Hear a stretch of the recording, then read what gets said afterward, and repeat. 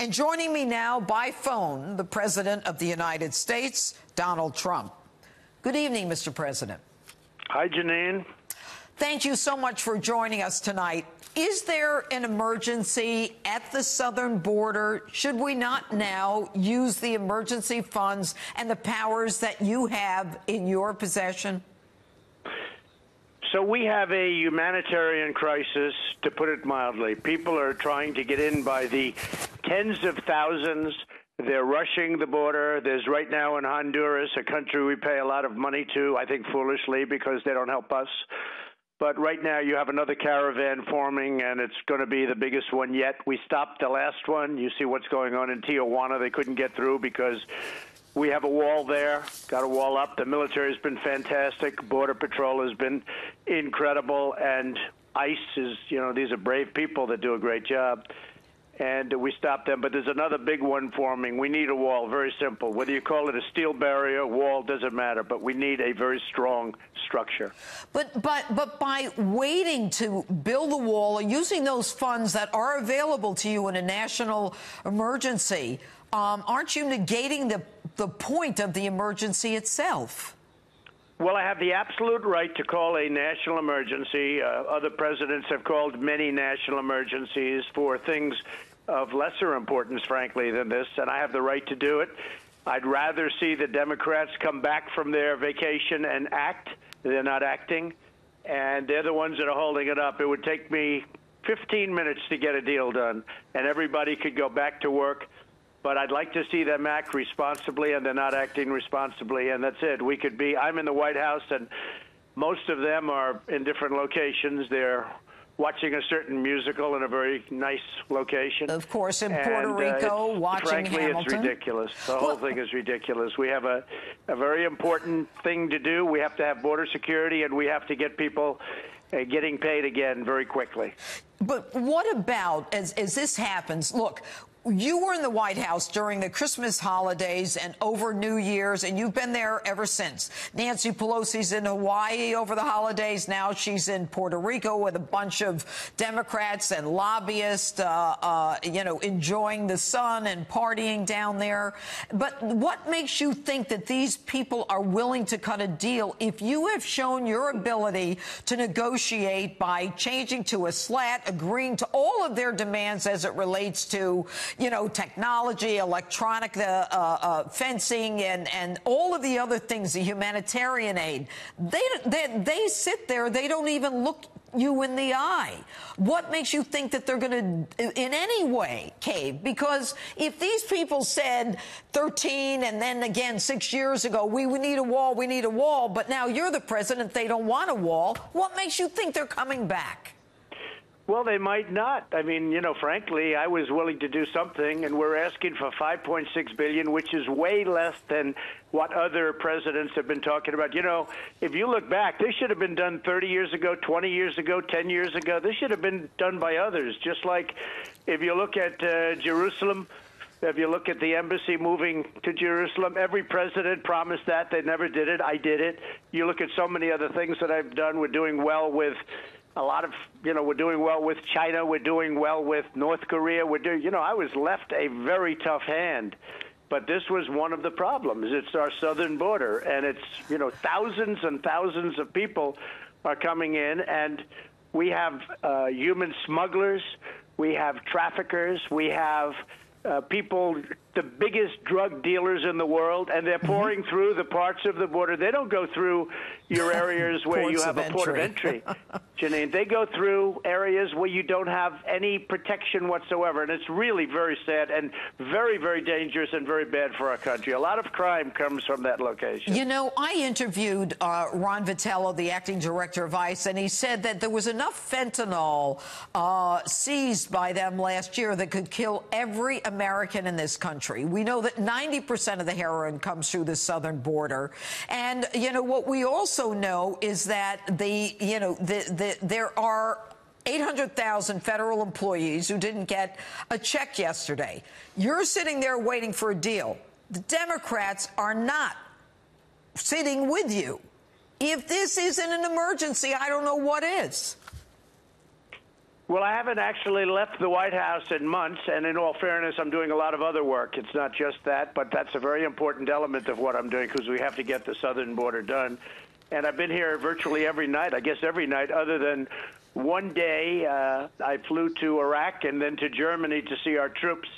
Yes. And it was great. To see them was great. The level of love they have for this country is incredible. So I flew and then came back. I'm not even sure I actually missed a night per se, but basically I've been here for many months in the White House. And I'm a worker.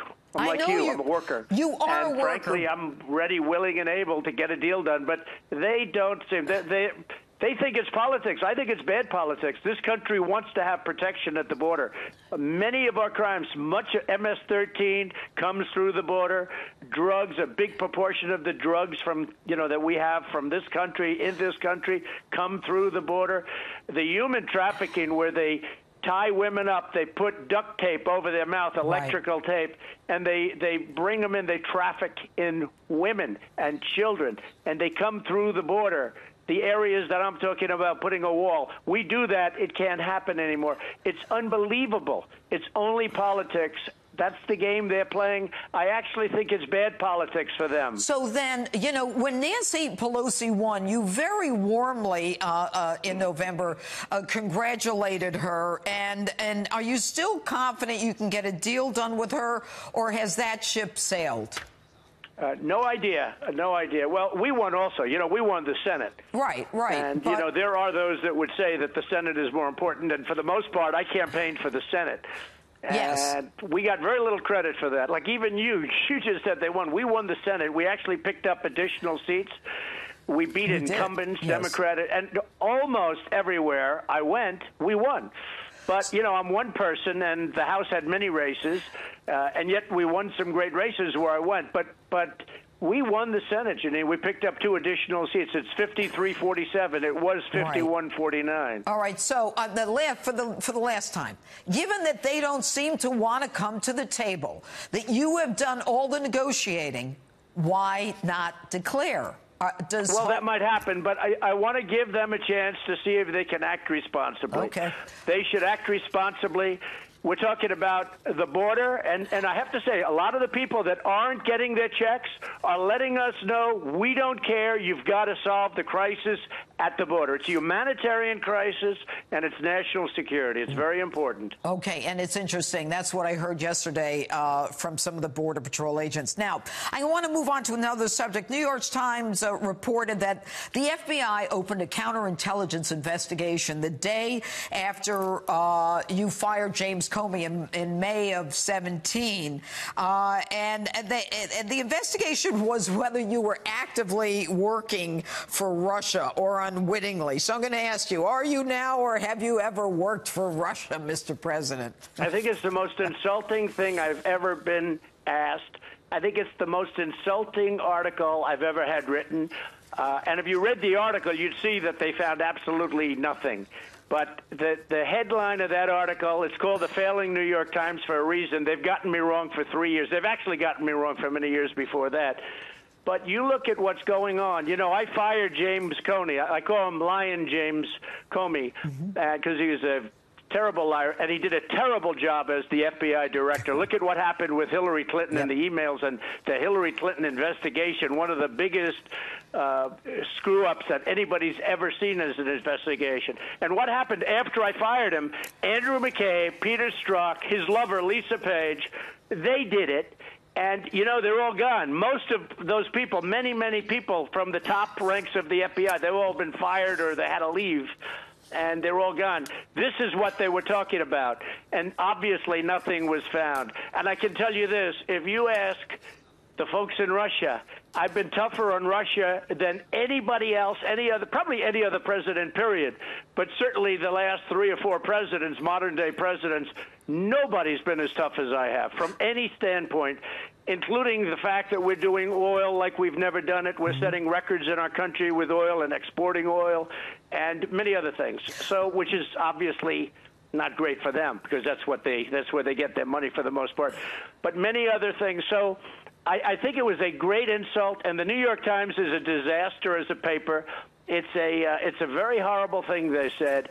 And they've gone so far that people that weren't necessarily believers are now big believers because they said that was a step too far. They really are a disaster of a newspaper. Well, you know, when you think about it, the people that were involved in that are all of the people have since been fired or gone, whether it's right. Strzok, Page, McCabe, and also the Steele dossier. But the Washington Times, the Washington Post, I should say, is following up, reporting that you went to unusual lengths to keep your conversations with President Putin under wraps. Why not release the conversation that you had with President Putin in Helsinki, along with some other stuff that might involve the FISA, Broussard, and the whole lot of them? Well, Jeannine, I would. I don't care. I mean, I had a conversation like every president does. You sit with the president of various countries. I do it with all countries. We had a great conversation. We were talking about Israel and securing Israel and lots of other things, and it was a great conversation. I'm not keeping anything under wraps. I couldn't care less. I mean, it's so ridiculous. These people make it up. Washington Post, that's basically the lobbyist for Amazon. You know, he uses that Bezos, who's got bigger problems than anybody right now. But Bezos uses that as his lobbyist, okay, as far as I'm concerned. And the Washington Post is almost as bad, or probably as bad, as the New York Times. Think of it. I have a one-on-one meeting with Putin like I do with every other leader. I have many one-on-one. Nobody ever says anything about it. But with Putin, they say, oh, what did they talk about? We talked about very positive things because, look, we are beating everybody. Our economy is the strongest in the world right now, Jeannine. Nobody even close. China's down 38%. Russia's not doing well, its economy. Most countries are not doing well. We're doing phenomenally, even though we're paying interest rates because we're normalizing. You know, Obama had zero interest. Anybody can do that. And our economy is now better than ever. We're almost at our high with the stock market again. So it's really, can you imagine where they say that I met with Putin? I met with every leader, just about individually. I meet with Modi. I meet with, in Japan, I meet with Abe. I meet with all of them. But nobody says anything. But I meet with Putin, and they make a big deal. Anybody could have listened to that meeting. That meeting is open for grabs. You know, the whole Russia thing, it's a hoax. It's a terrible hoax. You know it probably better than you, Greg Jarrett, so Dan Bongino. People that look at it, it's a total hoax. Everybody knows it. And it's really a shame because it takes time and it takes effort.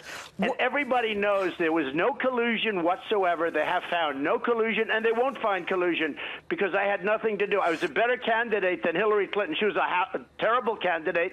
And the fact is, I was obviously a good candidate. I won every debate. I won everything I did, and I won easily. 306 to 223, I believe. And that's a big difference in the college, in the electoral college. Which, of course, but it's really a shame, Jeannine. It really is a shame. It's such a waste of time. It is a waste of time. It's a waste of energy. And, you know, some people have to say to themselves, how can you deal with all of this? This New York Times article, to be absolutely truthful with you, just seems to be another rehash of the same players and the same arguments and the same dossier. You know, it's just to keep it going. And they'll keep it going as long as they can. What keeps you going? I mean, you've got such fight in you. It is unbelievable. Well, I guess I have good genes because, you know, somebody said the other day, no president should have to go through what you're going through, Mr. President, because I'm going through all of this nonsense. It's all nonsense, but I have to be careful because these are dirty players. They're no good. And you got the Mueller investigation. You got all this nonsense. There's no collusion, no nothing. And, you know, they say this should never happen again. Never again should this happen. And that's the story. But despite that, we've done more than any other administration by far in the first 2 years. We've had tremendous success. All right. And now, of course, little Adam Schiff, as you call him, is going to be dragging in, and Jerry Nadler are going to be dragging in Michael Cohen, an already proven liar to Congress, convicted of it.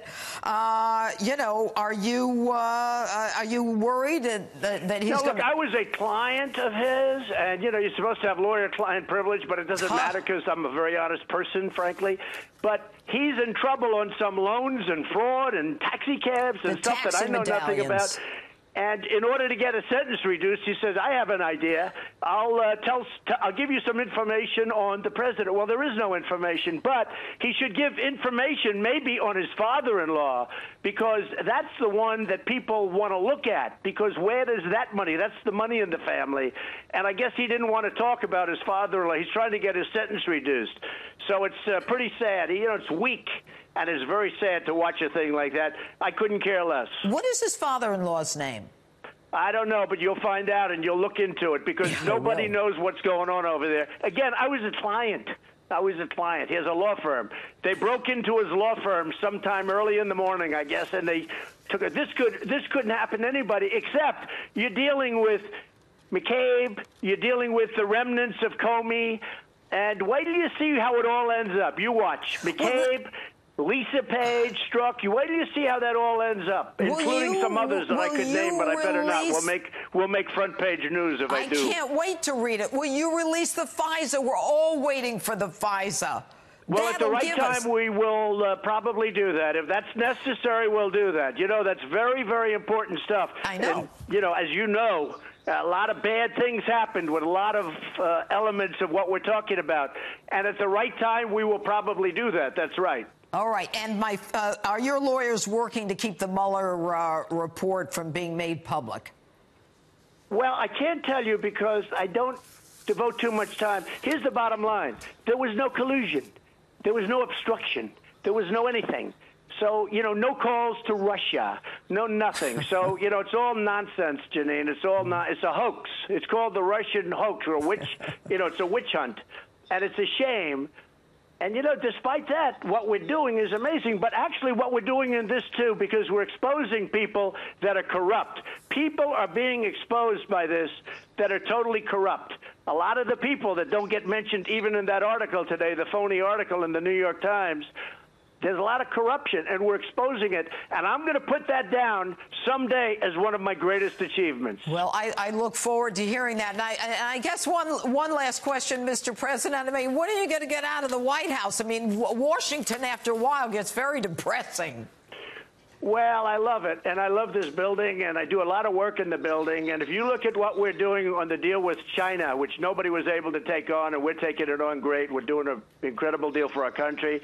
You look at Iran. When I ended the Iran nuclear deal, look what happened to Iran. It's a different country than it was when I came here 2 years ago. Right. And all of the trade deals we're making with Mexico. And by the way, Mexico is paying for the wall, because the trade deal is billions and billions of dollars better than the old NAFTA trade deal.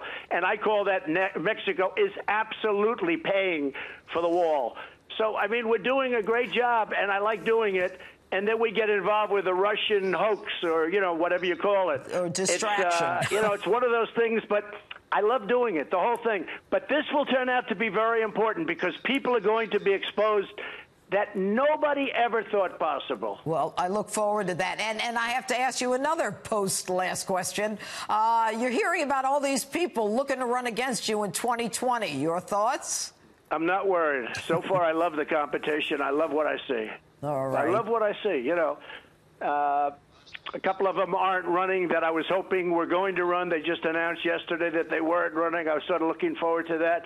But you're going to have probably 30 people, close to 30 people, maybe more. I heard as many as 32. And I see nobody. In fact, I guess Bruce Springsteen, Moore, all these guys are saying, we're not going to beat them again. We're not going to. So they're all going around saying, and they're not. Look, we're doing too well. If anybody beat me, we have the greatest unemployment and employment numbers that we've ever had as a country. Right. That's right. African-American, Hispanic-American, Asian-American, the overall number, historically the best numbers we've ever had. The economy is the best economy we've ever had. More people are working today, Jeannine, in our country than have ever worked in our country before. I don't know. How does somebody beat that? We have great trade deals. I cut taxes down to the lowest number that they've been in many years, bigger than the Ronald Reagan tax cuts. We have Anwar. We got rid of the individual mandate on this horrible Obamacare, which we'll end up taking care of. Watch what's going to happen there. So, we're doing a good job, and I think people see it. Who is the one person that you would really like to run against? Well, I don't want to pick anyone out, but, a lot of people say Biden's doing okay, but, he was always a 1%er. He was a 1% guy. He ran 2 or 3 times. He never got above 1%. and then Obama came along and took him off the trash heap. Then he became a vice president, and now he's probably leading. But he's basically a 1% guy. He's weak. Yeah. So we'll see what happens with him. But I think he's leading right now from what I understand. Really? But I'll be watching. And whoever it is, I think we're going to do just fine. Mr. President, I really hope you get out of the White House. I really do. I think you deserve a vacation. Well, I like the symbol. I'll be honest. I like the symbol of being here. You know, to be totally honest with you, I mean, your audience knows I'm a straight shooter.